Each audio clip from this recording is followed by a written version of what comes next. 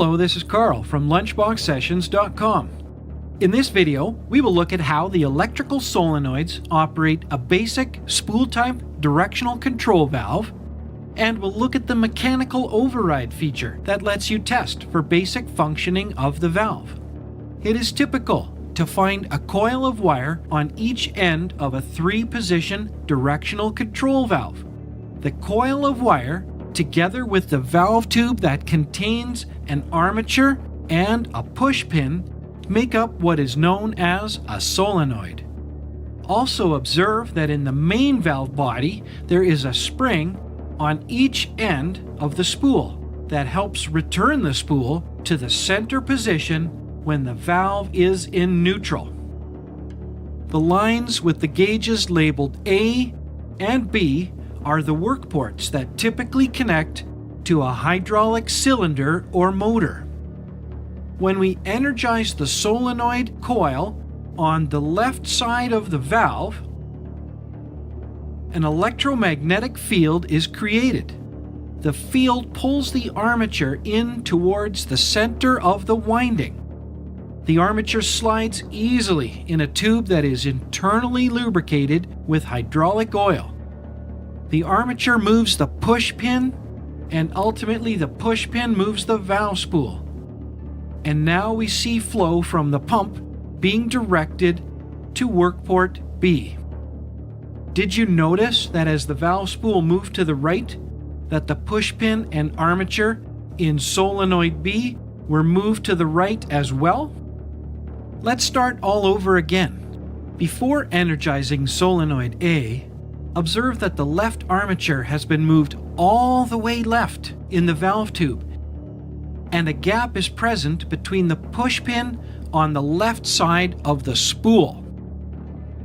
When we energize solenoid A, the armature and push pin get a running start against the spool as this gap is closed.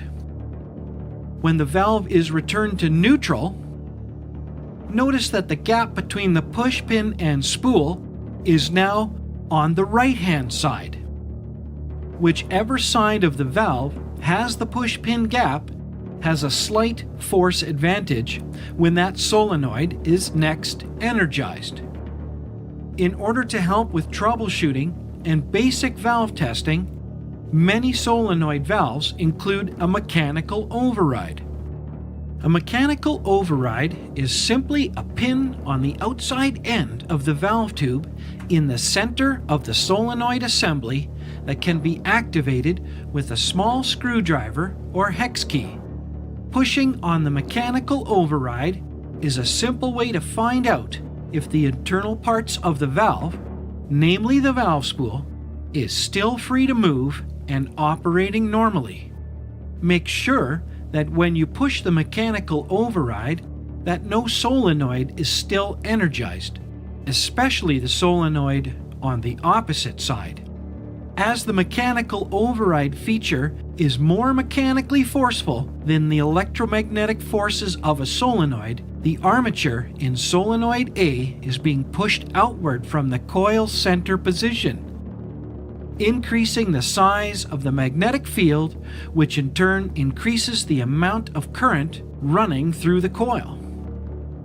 Holding the armature in that position for an extended period of time may cause the coil to overheat and open the winding. The internal coil wire is now broken. That's a few of the basic functions of solenoids on hydraulic directional valves. Thanks for watching.